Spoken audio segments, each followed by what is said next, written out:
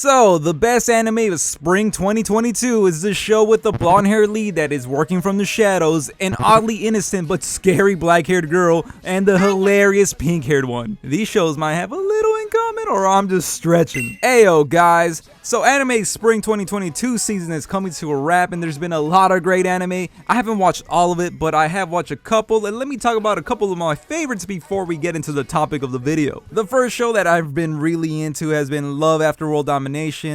Destiny is low-key my best girl of spring 2022, and I know that everyone has that obvious one in mind, and no, not you, I will get to you in a second, but I just really love this ridiculous Power Ranger show with the most ridiculous villains, and just the cute dynamic between Fudo and Destiny. And I know that spring 2022 is basically the rom-com season, but this is one of the best ones to check out. And while Love After World Domination is a funny, ridiculous show, there's an even more ridiculous on a different spectrum, and that is A Couple of Cuckoos. This show has been lightly compared to Domesticated Girlfriend because it's about a boy who was switched out of birth, meets his birth parents, and they want to set him up to get married with the girl he was switched out with, but then he likes the girl from school, and did I mention that he has a sister that's oddly obsessed with him, and now realizes wait, he's not my brother, so this wouldn't be weird. And this is why I love anime, because you can't get these stories anywhere else, man. The whole situation is absurd, and I can't stop watching it, and I can't wait to watch even more of it. And the manga is ongoing, so I'm gonna add it to my weekly reading of Rent a Girlfriend, and I know that that doesn't sound healthy, but I swear it's just a phase, and I'm gonna get over it one day, and sadly I'm not. I'm loving it. Then I've also been keeping up with Komi Can't Communicate, and there's not much more I can add to that show. That show is funny, it's so cute, it's wholesome, and I live for the moments when Komi and Tadano are just awkwardly cute together. And now that all that's left to talk about is Chikimori's not just a cutie, which is the definition of a slice of life, because nothing really happens besides just day to day, and there's nothing really that exciting that I found to be entertaining, because I don't really like the characters in the show too much. The main character is so annoying to me, and Chikimori does not carry the show at all, and she's not best girl. I'm just gonna say that right there. She's not, and it's the most disappointing show of the season, because I thought there was gonna be more to it, because the fans were kind of hyping it up, comparing it to My Dress Up Darling, saying that this show is gonna body it, and no, it doesn't. And I still need to check out your boy Kong Ming and also Summertime Rendering. I'm just waiting for all the episodes to be out so I can just get a trial and stream them, and then let me know in the comments what other animes that I probably missed and should definitely check out. But let's finally get to the big hitters that look like a Super Bowl matchup, and that is Spy X Family and Kaguya Sama Love is War. Come on guys, let's not deny, these were the two most talked about and most hyped shows of the season. We got the new kid with Spy X Family and the established and debatedly one of the best rom-coms ever with Kaguya Sama Love is War. The hype for Spy X Family was unreal, and when I finally watched that first episode on the first day, I was all in. The Anya supremacy is real, because God, she is so hilarious and adorable, and if you don't like her, I don't trust you, because what's there to not like? She's fucking funny. And I had just recently watched the first 2 seasons of Kaguya Sama, and I had no idea what was in store for season 3, but it was business as usual, man. They always kill it for that show, man. And these two shows share a lot of similar traits, because both shows are really funny. We all know about how hilarious Anya is, we know how hilarious Chika is, but the rest of the cast is just as funny and with its scenarios. Kaguya Sama is primarily a comedy, and it rarely misses. The whole cast is hilarious, everyone has their thing, and then the dynamic and chemistry between the characters make this show even better. Seriously, Kaguya Sama is just so extra, so over dramatic, and the delivery of the lines are amazing in both sub and dub. And I know a lot of people are gonna find me that the dub isn't good, but have you heard it? Maybe we can check it out together. See what Kita Hi's been up to. Oh my gosh! It's happening!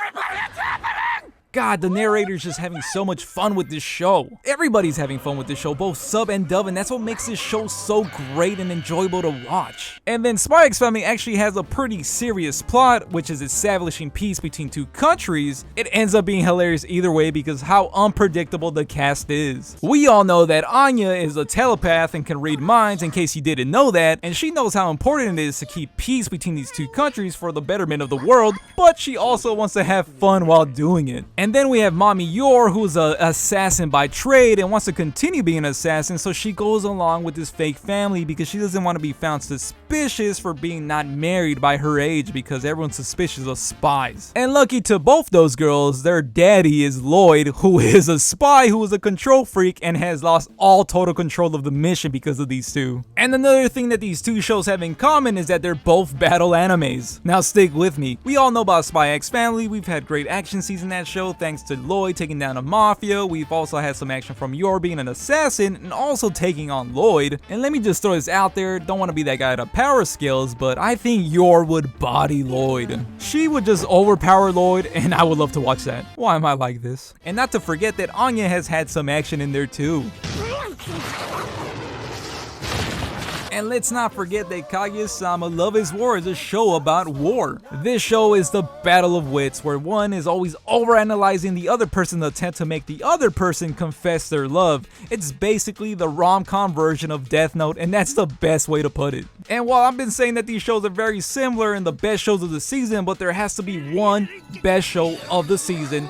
And the one category that Spy X Family won is the characters. They are the shiny new characters, the characters that we fell in love with this season. We all love Lloyd, we all love Anya, and we're all obsessed with Mommy Yor. And we can't deny that. I'm not here to say that Kaguya-sama's characters are weaker in comparison, it's just that they are established. We know these characters from the previous two seasons, and we already love these characters, or if you dislike characters, I don't know, that's up to you. I love all these characters. But we got the shiny new thing, and we always give that a little bit more attention and more hype. But Kaguya-sama is the runaway with its presentation. Whenever it's over dramatic, the characters' reactions, the metaphors, the intro and outros are amazing. I also like the Spy X Family outro. I wasn't the biggest fan of the intro, but god, the rap battle episode in Kaguya-sama was so amazing. And I don't want to ruin the last episode, but that last episode for Kaguya-sama, which was an hour-long special, was amazing. But there has to be a winner, right? So what was better?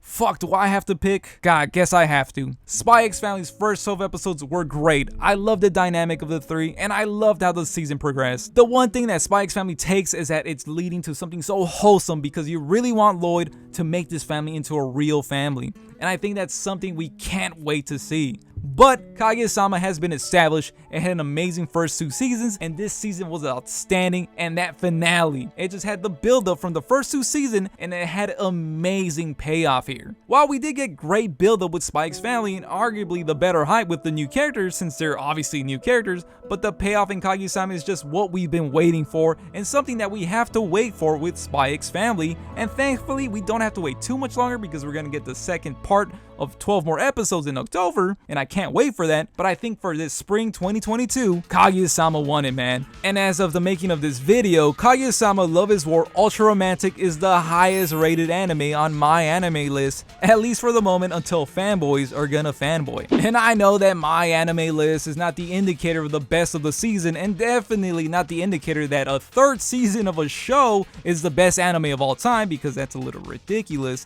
But it shows how satisfied we were with the third season of Kaguya-sama Love is War. And if we also go into what was trending, the most talked show at the end of the season was Kaguya-sama Love is War because of that finale, and then we also got the announcement of the next season. It's such a hard call to make, but I'm going to make it. Kaguya-sama was the best anime of spring 2022. But don't be sad, Spy X Family was not that far behind, and even better is that we're gonna get 12 more episodes in October. And man, we are gonna get a jam-packed fall 2022 for anime this year. It's so crazy, I can't wait for that season. But let me know in the comments what you guys thought about spring 2022. Let the fanboy wars start, because I know it's gonna start down there, because I know some people are gonna disagree or agree with me. Let me see the comments down below what you guys thought was the best this season, what were your favorites, and let me know what other show I still need to check out from this season. And also let me know what your most anticipated show for fall 2022 is going to be, because we got Chainsaw Man, we got Mob Psycho 100 Part 3, we got Bleach. It's gonna be jam-packed, man. Let me know in the comments. And if you made it this far into the video, please do consider liking the video. It will help me out a lot. And if you want to watch even more future videos from me, don't forget to subscribe and hit the bell, and I hope to catch you guys on the next one.